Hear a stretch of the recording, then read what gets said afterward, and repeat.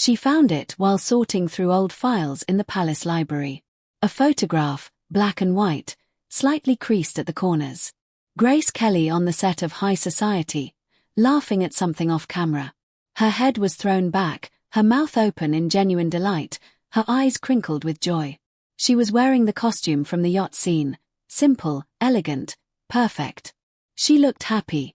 Grace stood in the dusty library, holding this fragment of her past, and tried to remember what had been so funny that day. Who had made her laugh like that? Was it Bing Crosby with one of his jokes? Frank Sinatra being outrageous? The director sharing some piece of gossip? She couldn't remember. That was the worst part. Not just that the life in the photograph was gone, but that she was forgetting it. The memories were fading, becoming grainy and distant like old film stock left too long in storage. The details that used to feel sharp, the smell of a set, the heat of the lights, the strange hush before action, now arrived like echoes from another person's dream. Grace was 52 years old, and she had been Princess Grace of Monaco for 26 years. She had been an actress for less than 7. The mathematics of her life had become unbearable. She tucked the photograph into her pocket and continued sorting through the files. Correspondence with visiting dignitaries, records of charity events, documentation of a life lived entirely for public consumption. Nothing personal. Nothing real. Nothing that belonged to Grace Kelly. She kept working, but her hand returned to her pocket again and again, fingertips brushing the paper as if checking that it was still there. A ridiculous gesture. An addict's gesture. Proof that something forbidden still existed. Outside, the palace was alive with its usual quiet machinery. Staff moving softly down corridors, telephones ringing, distant footsteps on marble. Grace listened to it and realized, with sudden clarity, how little of it was hers. Even her solitude had been scheduled. That evening, there was a gala at the casino. Grace, dressed in Yves Saint Laurent, wore emeralds that had belonged to Rainier's grandmother, arranged her face into the expression that had become her default setting. Serene. Gracious. Untouchable. The mirror reflected a woman constructed from discipline. Perfect posture, perfect hair, perfect calm. It was the face photographers loved because it offered them nothing they could truly use. A fortress of elegance. She descended the palace stairs as if descending into a role she had rehearsed too many times. Servants lowered their eyes as she passed. Advisors paused conversations mid-sentence.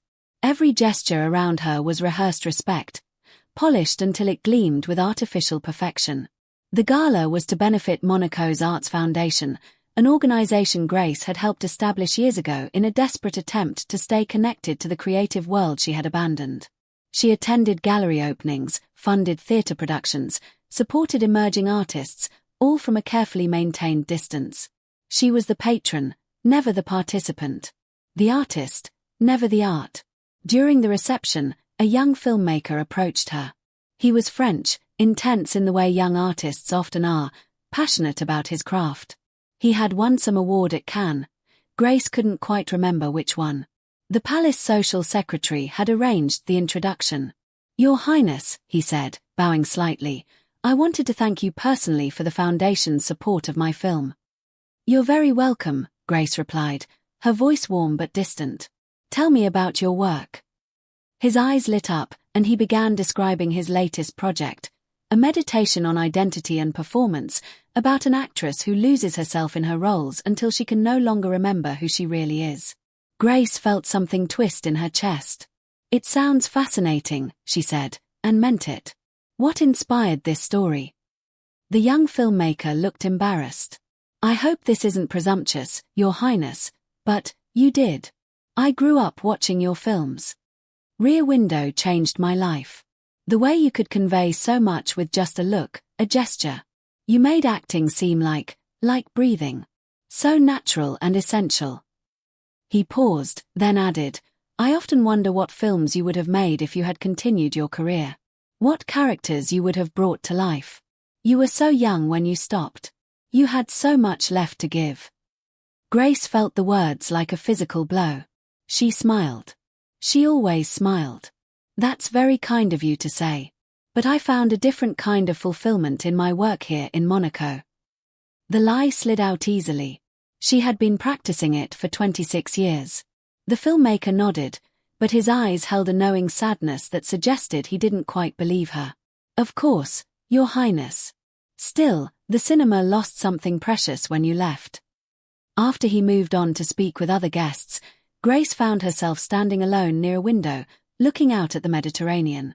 The photograph in her pocket seemed to burn against her skin, a reminder of the woman she used to be. The woman who had laughed like that. The woman who had been alive. For a moment she imagined, absurdly, that she could step out of the casino and keep walking. Past the guards, past the cars, past the palace gates, until she reached some place where no one knew her face.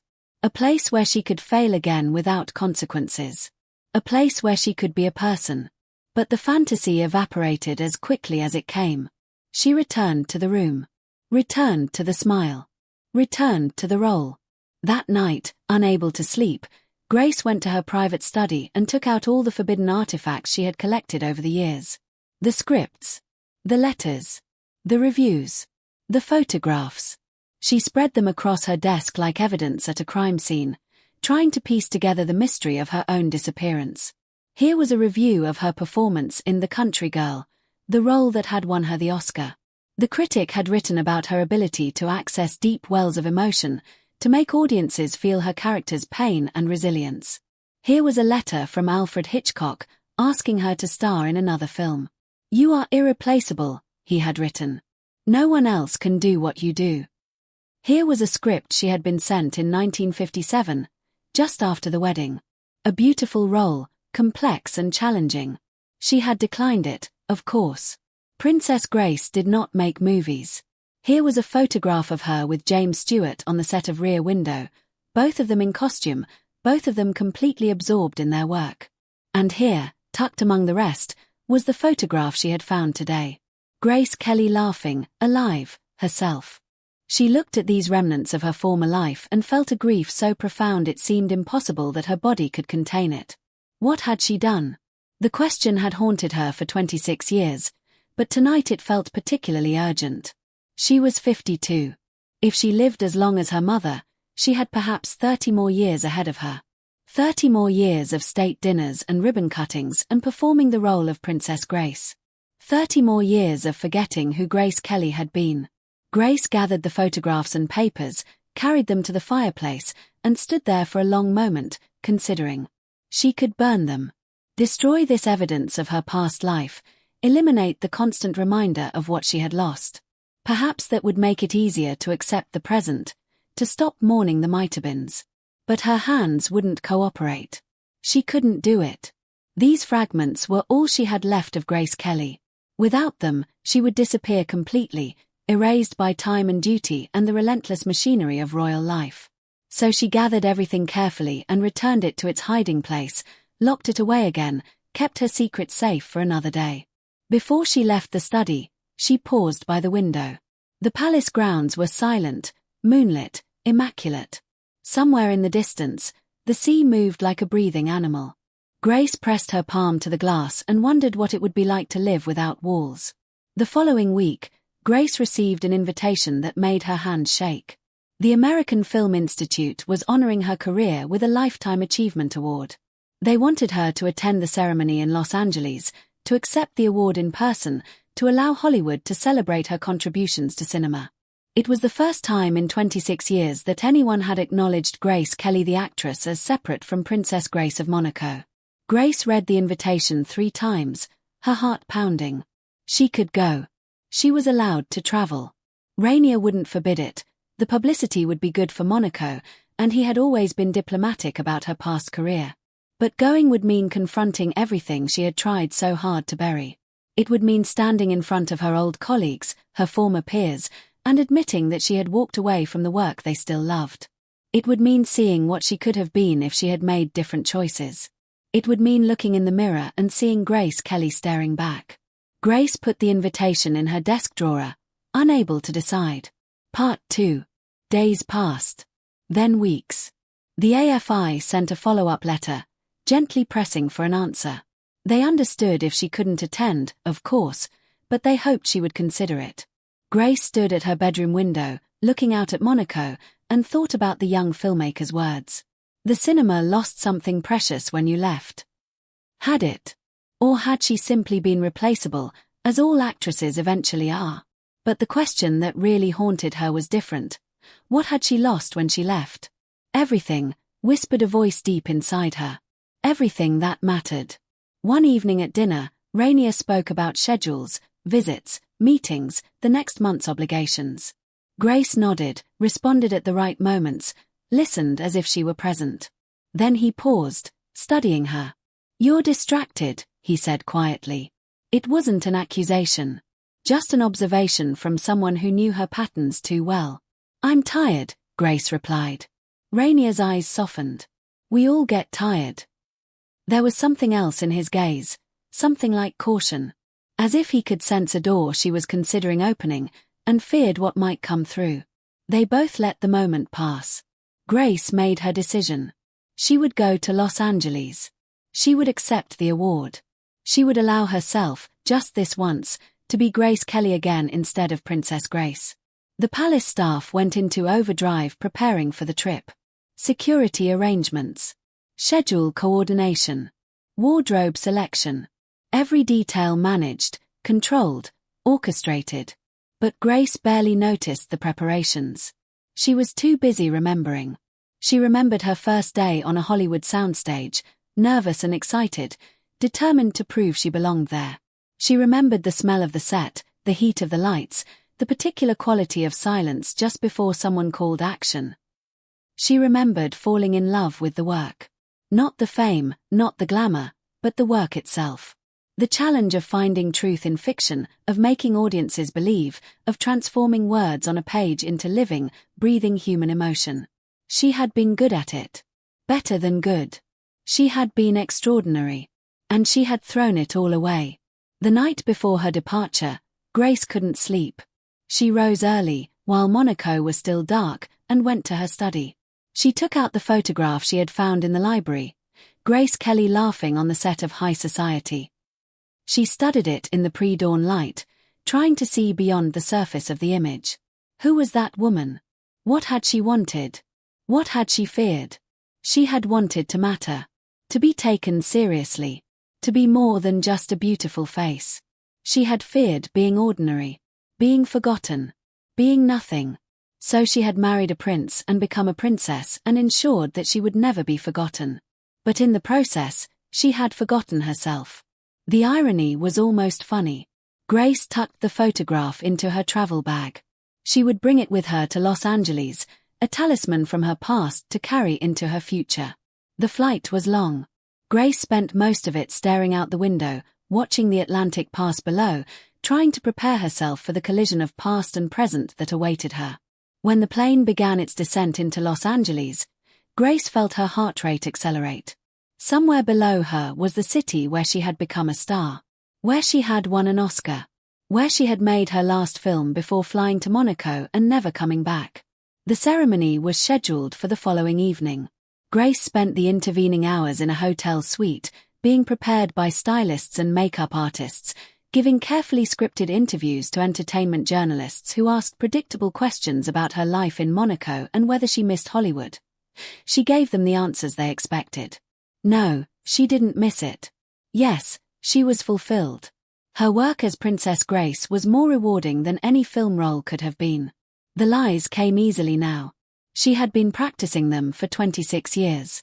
But later, alone in the hotel bathroom, with the door locked and the lights too bright, she stared at her face in the mirror and felt a strange disorientation. The makeup made her look flawless, younger than she felt. For a second she could almost pretend she was still the woman in the photograph. Almost. She turned away before the illusion could hurt her. But when she walked into the Dorothy Chandler Pavilion the next evening, when she saw the stage where she would accept her award, something inside her cracked. This was real. This was happening. For the first time in more than a quarter century, Grace Kelly was being honored not as a princess, but as an actress. The ceremony was a blur of faces and applause.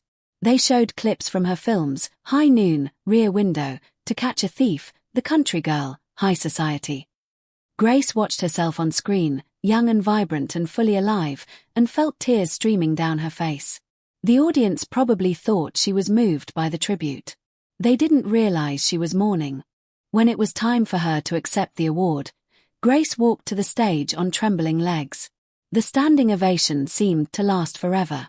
She stood at the microphone, looking out at a sea of faces, some she recognized from her Hollywood days, most she didn't, and tried to find words. "Thank you," she began, her voice steady despite the earthquake happening inside her.